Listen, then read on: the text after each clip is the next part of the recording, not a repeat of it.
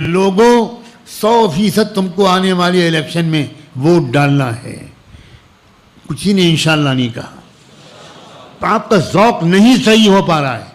میں قسم کھا کے کہنے کو تیار ہوں کہ اگر آپ نے ووٹ نہ ڈالا، اگر آپ نے اپنے محلے اور خاندان کے لوگوں کے ووٹ ڈلوانے کی فکر نہ کی تو قیامت کے دن آپ پکڑے جائیں گے.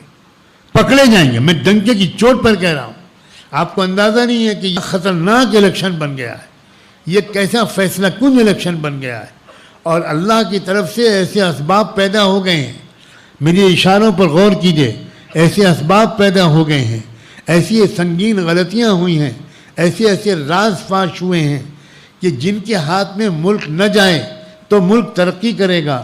ان کی کچھ ایسی غلطیاں، ایسی حرکتیں اور جرائم منظر عام پر آ گئے ہیں کہ اب ملک کے عام لوگ جو ان کو عام حالات میں شاید انہی کو ووٹ دیتے، وہ بھی اب توبہ توبہ کر رہے ہیں، کان پکڑ رہے ہیں اور طے کر دیا، اعلان کر رہے ہیں کہ ان کو ووٹ کسی قیمت پر نہیں دیں گے.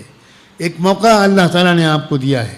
اس موقع پر اگر آپ سست بنے رہے اور آپ نے سوچا کہ ووٹ دینا دنیاوی کام ہے، ووٹ دینے کا دین سے کوئی تعلق نہیں، ہم دیندار لوگ ہیں، ہم ووٹ نہیں دیں گے، تو آپ مجرم ہیں. مجرم. میرا گریبان پکڑیے گا قیامت کے دن، مجھے تلاش کر لیجیے گا، اللہ کے دربار میں میری شکایت درج کرا دیجیے گا کہ اس نے کیسے کہا تھا کہ ہم مجرم ہیں. میں انشاءاللہ جواب دوں گا. میں سینکڑوں آیات کی روشنی میں جواب دوں گا.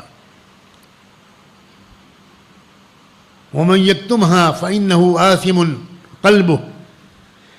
جب گواہی مانگی جائے کسی سے اور اس وقت وہ گواہی نہ دے، اللہ نے قرآن میں کہا ہے کہ وہ گنہگار ہے. لا تکتموا الشہادہ. گواہی کو چھپاؤ مت.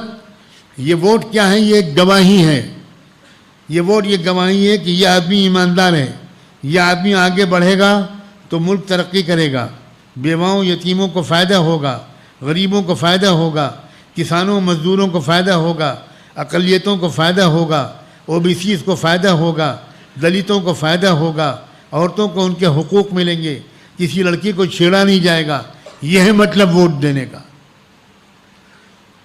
آپ جس کو ووٹ دے رہے ہیں